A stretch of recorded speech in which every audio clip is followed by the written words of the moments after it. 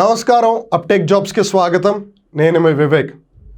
మామూలుగా మన భారతదేశంలో లేదు మరీ స్పెసిఫిక్గా మాట్లాడాలి అంటే again no discrimination, no differentiation, just identification కోసం హిందువులు మరీ ముఖ్యంగా త్రిమూర్తులు ఎవరు అని ఎవరైనా అడిగారు అనుకోండి, వెంటనే అస్సలు ఆలోచించుకోకుండా తడుముకోకుండా చెప్పేస్తారు. ఏమని చెప్తారు? బ్రహ్మ, విష్ణు, మహేశ్వరులు. One is the creator, one is the destroyer, one is the saviour. Brahma ఏమో సృష్టిస్తాడు, శివుడేమో వినాశకారి, విష్ణుమూర్తి ఏమో కాపాడుతూ ఉంటాడు లేదా నడిపిస్తూ ఉంటాడనమాట. వాట్ ఎవర్ బీట్, వీళ్ళ ముగ్గురిని త్రిమూర్తులు అంటారు. ఎక్కడైనా సరే ముగ్గురు వ్యక్తులు కానీ మూడు వస్తువులు కానీ ఒకవేళ కలిపి పిలువబడితే దానిని ఆంగ్ల భాషలో ట్రినిటీ అంటారనమాట. సో ఇవాళ మనం బీమా ట్రినిటీ అనే అంశం గురించి తెలుసుకుందాం. మరి పేరులో ఆల్రెడీ బీమా అని ఉంది కదా. బీమా అంటే ఏంటి? ఇన్సూరెన్స్. ఇన్సూరెన్స్ అంటే చాలామంది ఎంతసేపు ఎల్ఐసి దగ్గరికి వెళ్ళిపోతారు. వెల్, ఇన్ వన్ వే అది మంచిదే. ఎల్ఐసి దగ్గరికి వెళ్ళని వాళ్ళు ఇన్సూరెన్స్ అనగానే ఎవడైతే ఇన్సూరెన్స్ తీసుకుంటాడో వాడు ఇవాళ రేపో లేదు రేపో మాపో చచ్చిపోతాడు అనుకున్నట్టు ఫీల్ అయిపోతారు. వెల్, ఇన్సూరెన్స్ అంటే కేవలం చచ్చిపోతేనే డబ్బులు వస్తాయి అన్నది కాదు.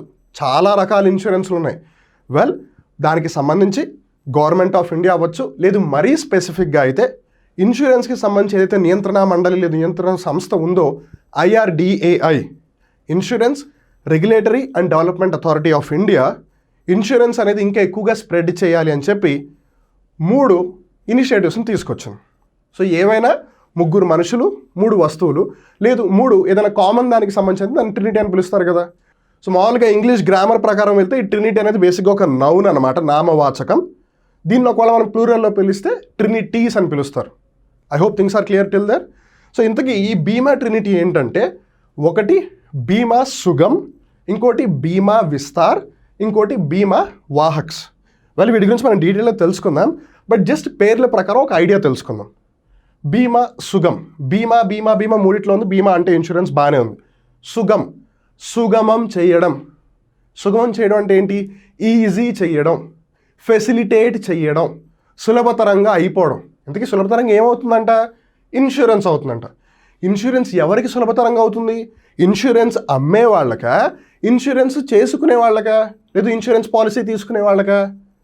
వెల్, ఇన్సూరెన్స్ అమ్మే వాళ్ళకి, ఇన్సూరెన్స్ చేయించుకునే వాళ్ళకి, ఇన్సూరెన్స్ పాలసీ తీసుకునే వాళ్ళకి అందరికీ కూడా ఈ దారి సుగమం అయిపోతుంది.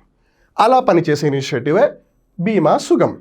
నెక్స్ట్ వచ్చి బీమా విస్తార్. విస్తార్ అంటే ఏంటి? ఎక్స్పాండ్ చేయడం, విస్తరించడం, విస్తరించేలా చేయడం.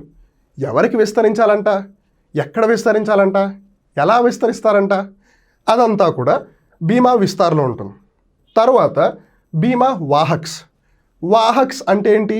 వాహనాలు, వెహికల్స్. మామూలుగా కార్ ఒక వెహికల్ అని తెలుసు, బైక్ ఒక వెహికల్ అని తెలుసు, సైకిల్ ఒక వెహికల్ అని తెలుసు, బస్ ఒక వెహికల్, ట్రైన్ ఒక వెహికల్, షిప్ ఒక వెహికల్, ఫ్లైట్ లేదా ప్లేన్ ఒక వెహికల్ అన్న సంగతి మనకు తెలుసు. ఇన్సూరెన్స్ ఎప్పటి నుంచి ఒక వెహికల్ అయిపోయింది మాస్టారు అన్న ఒక నాటీ డౌట్ మీకు రావచ్చు. వెల్, ఇక్కడ ఇన్సూరెన్స్ వెహికల్ అవ్వట్లేదు.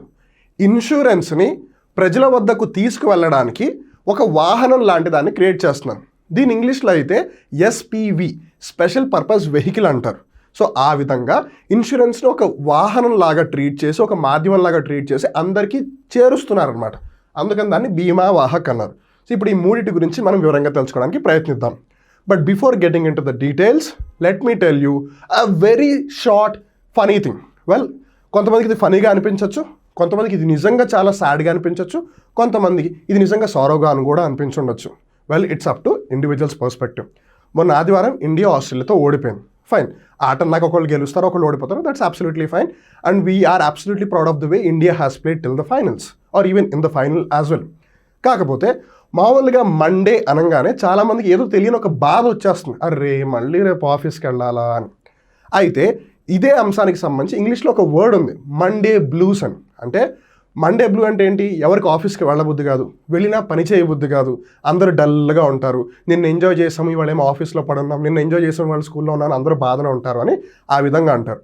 అయితే ఇండియా ఓడిపోయిందన్న బాధలో అంట నిన్న భారతదేశ చరిత్రలోనే it is the most Mondayest Monday of all the Mondays ever existed till now అంటున్నారంట. వెల్, మీరేమంటారు దీని గురించి? నిజంగానే నిన్న గడిచిన సోమవారం మీకు అలానే అనిపించిందా? The most Mondayest Monday of all Mondays అలా అనిపిస్తే కింద కామెంట్ చేసి చెప్పండి. లేదు అని అంటే మీరు ఏదనుకుంటే అదే చెప్పండి. On that note let's get in to the details. ముందు బీమా సుగం గుర్తున్నాయా? మూడేంటో, ఒకటి బీమా సుగం, ఇంకోటి బీమా విస్తార్, ఇంకోటి బీమా వాహక్. ముందు సుగం గురించి తెలుసుకుందాం. A platform to integrate insurers and distributors on to one platform. ఇక్కడ మనం జాగ్రత్త గమనిస్తే ఇన్సూరర్స్ అంటే ఎవరు? ఇన్సూరర్స్ అంటే ఇన్సూరెన్స్ ఇచ్చేవాళ్ళు. డిస్ట్రిబ్యూటర్స్ అంటే ఎవరు? కొన్నిసార్లు మీరు ఏజెంట్స్ అని వింటూనే ఉంటుంటారు. ఇప్పుడు కంపెనీ ఇన్సూరెన్స్ ప్రొవైడ్ చేస్తుంది, పాలసీ కంపెనీ ఇస్తుంది, కానీ దాన్ని ఎవరి వద్దకైతే తీసుకెళ్తున్నారో వాళ్ళెవరు? ఏజెంట్స్. కొన్నిసార్లు వేరే కంపెనీస్ కూడా మధ్యలో రోల్ ప్లే చేస్తూ ఉండొచ్చు, వాళ్ళని డిస్ట్రిబ్యూటర్స్ అంటారనమాట. ఆ ఇన్సూరెన్స్ వాళ్ళే కదా ప్రజల వద్దకు డిస్ట్రిబ్యూట్ చేస్తుంది అలా. సో ఇన్సూరెన్స్ పాలసీ అమ్మేవాళ్ళు కంపెనీస్ అవ్వచ్చు లేదా డిస్ట్రిబ్యూటర్స్ అవ్వచ్చు, వీళ్ళందరికీ కూడా ఒక ఇంటిగ్రేటెడ్ ప్లాట్ఫామ్ కల్పిస్తుంది. ఎలా అంట? It will enable easy access under a single roof for insurance companies, agents, brokers, banks and aggregators. Insurance కంపెనీలకి, ఆ ఇన్సూరెన్స్ కంపెనీల యొక్క ఇన్సూరెన్స్ పాలసీలను అమ్మే ఏజెంట్లకి, వీళ్ళకి వేరే కంపెనీతో టైప్ అంటే మధ్యలో ఆ కంపెనీకి అగ్రిమెంట్స్ అయ్యే విధంగా లేదు కొలాబరేట్ అయ్యే విధంగా కొంతమంది వర్క్ చేస్తూ ఉంటారు, who are called as brokers. తర్వాత బ్యాంక్స్. ఇప్పుడు ఉదాహరణకి మీరు హెచ్డిఎఫ్సి తీసుకున్నారు అనుకోండి, నేను ఎగ్జాంపుల్ కోసమే చెప్తున్నాను. హెచ్డిఎఫ్సి బ్యాంకు ఉంది, హెచ్డిఎఫ్సి లైఫ్ ఇన్సూరెన్స్ కూడా ఉంది. ఎస్బీఐ బ్యాంకు ఉంది, ఎస్బీఐ లైఫ్ ఇన్సూరెన్స్ కూడా ఉంది. ఐసిఐసిఐ బ్యాంకు ఉంది, ఐసిఐసిఐ ప్రుడెన్షియల్ లైఫ్ ఇన్సూరెన్స్ కూడా ఉంది. ఇలా వాళ్ళ బ్యాంకులకు సంబంధించిన ఇన్సూరెన్స్ కంపెనీస్ ఉండొచ్చు. కొన్నిసార్లు ఉదాహరణకి ఇప్పుడు మీరు యాక్సిస్ బ్యాంక్ తీసుకున్నారనుకోండి, యాక్సిస్ బ్యాంక్కి ఓన్గా ఇన్సూరెన్స్ లేదు, వాళ్ళు మ్యాక్స్ ఇన్సూరెన్స్తో టైఅప్ అయ్యారనమాట. హెచ్డిఎఫ్సి, ఎస్బీఐ వీళ్ళకేమో ఓన్గా ఇన్సూరెన్స్ ఉంది, బట్ యాక్సిస్కి లేదు కదా. అట్లా కొన్నిసార్లు బ్యాంక్స్ ఇన్సూరెన్స్ కంపెనీస్తో టైఅప్ అవుతాయి, కొన్నిసార్లు వాళ్ళ ఓన్ బ్యాంక్ ఇన్సూరెన్స్ కంపెనీతో టైఅప్ అవుతాయి. ఇలా వీళ్ళందరినీ ఒకటే చోటకి తీసుకొచ్చి కస్టమర్లు వాళ్ళకి ఏ విధమైన ఇన్సూరెన్స్ కావాలో సెలెక్ట్ చేసుకునేలాగా, వీళ్ళందరికీ ఇన్సూరెన్స్ కావాల్సిన వాళ్ళందరినీ ఒక చోటకి తెచ్చేలాగా ఈ బీమా సుగం హెల్ప్ చేస్తుంది అనమాట. It will further enable individuals to buy life, health, motor are property insurance policies online. India online అవుతుంది కదా, అందరూ మెల్లిమెల్లిగా ఇంటర్నెట్ వాడుతున్నారు కదా, ఆ విధంగా అందరికీ బీమాని చేరవేస్తుంది అనమాట. సో నేను ఇందాక బిగినింగ్లో ఒక మాట అన్నాను, మీకు గుర్తుందా? ఇన్సూరెన్స్ అంటే ఎంతసేపు కూడా చచ్చిపోతేనే డబ్బులు ఇస్తారన్న కాన్సెప్ట్ కాదు. ఇన్సూరెన్స్ లైఫ్ ఇన్సూరెన్స్ అవ్వచ్చు, హెల్త్ ఇన్సూరెన్స్ అవ్వచ్చు, మోటార్ ఇన్సూరెన్స్ అవ్వచ్చు, ప్రాపర్టీ ఇన్సూరెన్స్ అవ్వచ్చు. ఇప్పుడు మీరు కష్టపడి ఒక ఇంటిని కట్టుకున్నారు, కానీ అనుకోకుండా ఒక అగ్ని ప్రమాదం జరిగి ఇల్లు మొత్తం నాశనం అయిపోతే మీకు పోయిన ఇల్లు తిరిగి ఎట్లాగో రాదు. కనీసం డబ్బులు వస్తే ఇంకో ఇళ్ళైనా కొనుక్కుంటారు, లేదా అదే ఇల్లుని మళ్ళీ కట్టుకుంటారు కనీసం, అంతే కదా. మరి అలాంటప్పుడు ప్రాపర్టీ ఇన్సూరెన్స్ చేస్తారు. మీరు ఎంతో కష్టపడి ఒక బండిని కొనుక్కుంటారు, లేదా ఒక కారు కొనుక్కుంటారు, మీకు అదంటే చాలా ప్రాణం. అలాంటిది తెలిసో తెలియక ఒక యాక్సిడెంట్ అయిపోయింది, అంటే మీరు కావాలని యాక్సిడెంట్ చేసినా లేదా అనుకోకుండా వేరే వాళ్ళు వచ్చి గుద్దేసినా వాట్ ఎవర్, దానికి డ్యామేజ్ జరిగిపోయింది.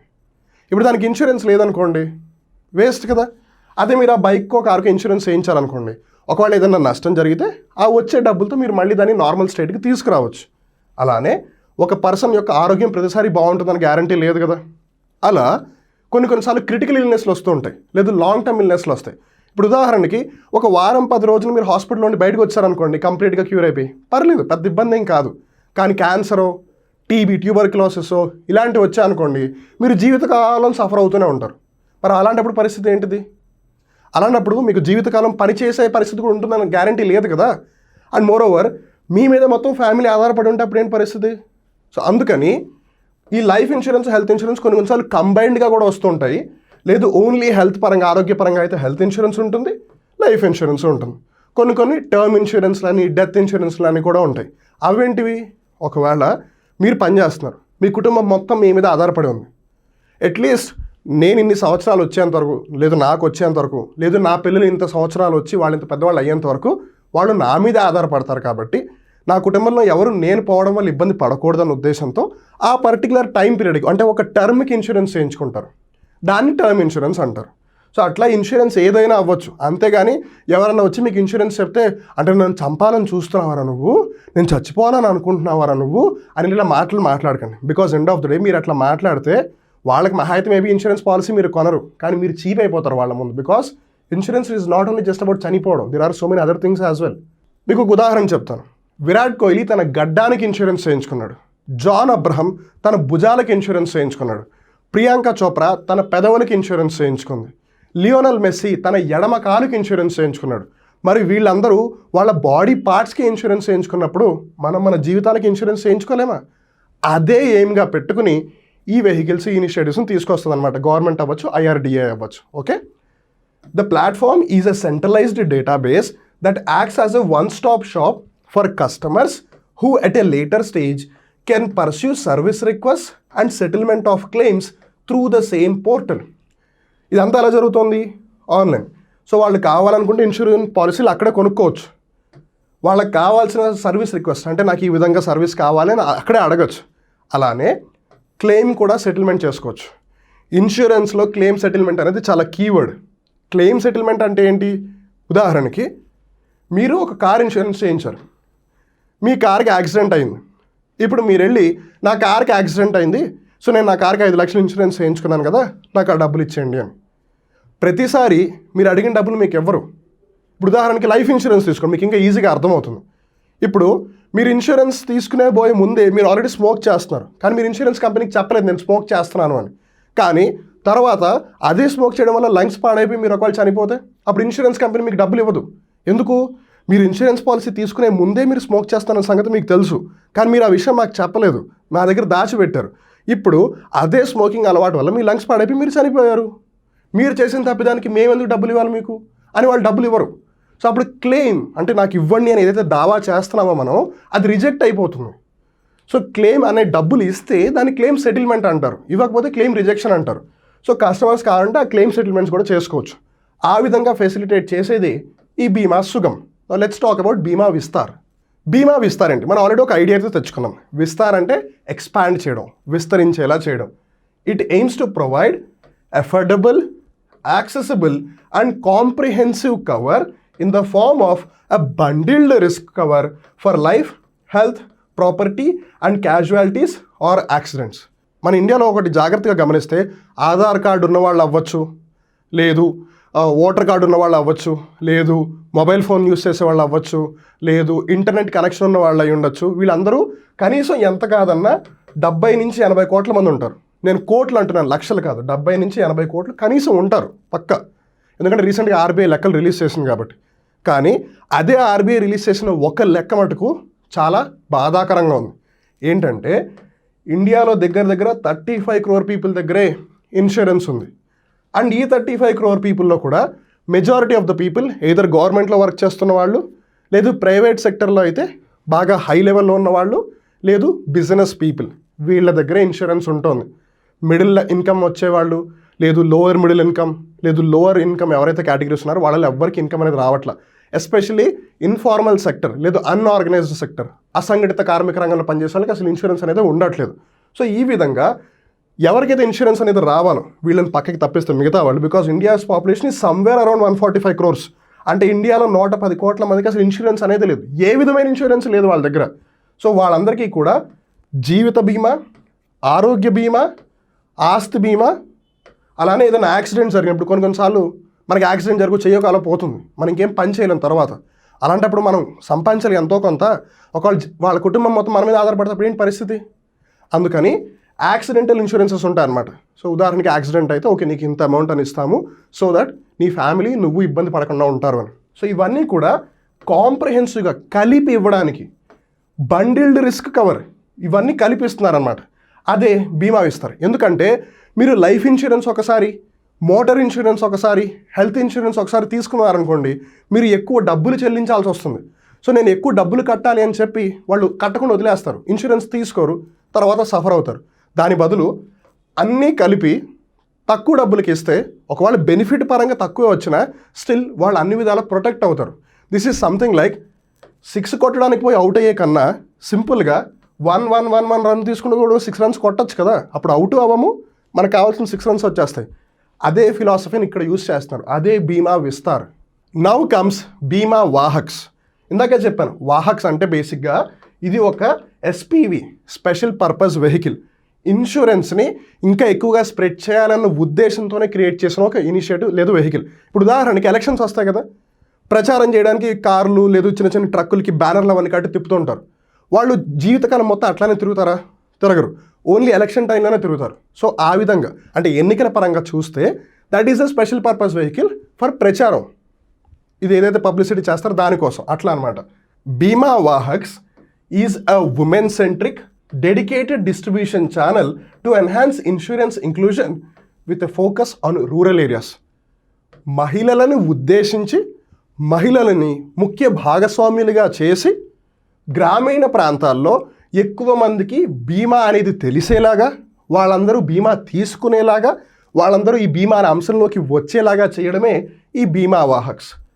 ఈచ్ గ్రామ పంచాయత్ అంటే ప్రతి గ్రామ పంచాయతీలో కూడా ఒక బీమా వాహక్ అనే ఒక స్పెషల్ పర్పస్ వెహికల్ ఉంటుంది. Who would be task to sell and service insurance products, especially women.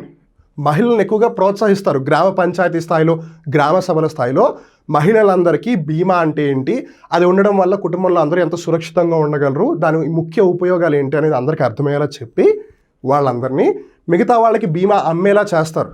అలానే ఆ బీమానికి సంబంధించిన ఇతర సేవలు ఏదైనా ఉంటే అవి కూడా వాళ్ళకి ఇచ్చేలా వీళ్ళకి ట్రైనింగ్ ఇస్తారనమాట. It AIIMS at identifying and developing resources locally, అంటే ఓన్లీ ఆ గ్రామ పంచాయతీ స్థాయిలో, అంటే ఏ గ్రామానికి ఆ గ్రామం, వాళ్ళు వేరే గ్రామం వెళ్ళాల్సిన అవసరం లేదు. సో ఆ గ్రామం వాళ్ళు ఓన్లీ ఆ గ్రామం మీద ఫోకస్ చేస్తారు కాబట్టి వీళ్ళు ఆల్రెడీ పరిచయం ఉంటారు and face to face connection ఉంటుంది, ట్రస్ట్ ఉంటుంది. అట్ ద సేమ్ టైం వాళ్ళందరూ ఇన్సూరెన్స్లో పార్ట్ అవుతారు.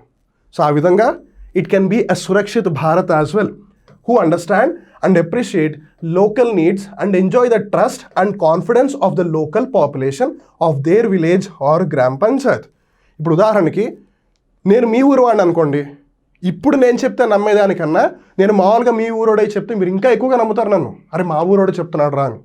అలా వాళ్ళు కూడా ఇన్సూరెన్స్ గురించి చెప్పినప్పుడు అరే మన అక్కరా, మన అన్నరా, అరే మా బాబాయ్రా, మా పిన్నిరా, మా పెద్దమ్మరా, మా అవ్వలెక్కరా, వాళ్ళు నా మంచి కోసం చెప్తుర్రా, నా మంచి కోసం చెప్తున్నారు అంటే నేను ఏదో ఒకటి చెయ్యాలి కదరా అని చెప్పి వాళ్ళు తీసుకుంటారు. ఒకప్పుడు ఇన్సూరెన్స్ ఎట్లా అమ్మేవాళ్ళు, ఏమండి నా టార్గెట్ అయిపోతుందండి, మంత్ ఎండింగ్ వచ్చేసింది, ఇంకా నేను ఒక పాలసీ చేయాలని చెప్పి అంటగట్టేసి వెళ్ళిపోయేవాళ్ళు. సో ఇన్ వన్ వే అది కూడా యాక్చువల్గా ఒక డ్రాబ్యాక్ అని చెప్పొచ్చు ఇన్సూరెన్స్లో ఎక్కువ మంది ఉండడానికి. కానీ మెల్లిమెల్లిగా జనాలకి అవగాహన పెరుగుతోంది. సో మీకు కూడా అవగాహన పెరగాలి, మీరు కూడా అవగాహన తెచ్చుకోండి. ఇన్సూరెన్స్ అనేది ఎంతసేపు మనిషి చేస్తే ఇచ్చే డబ్బులు కాదు.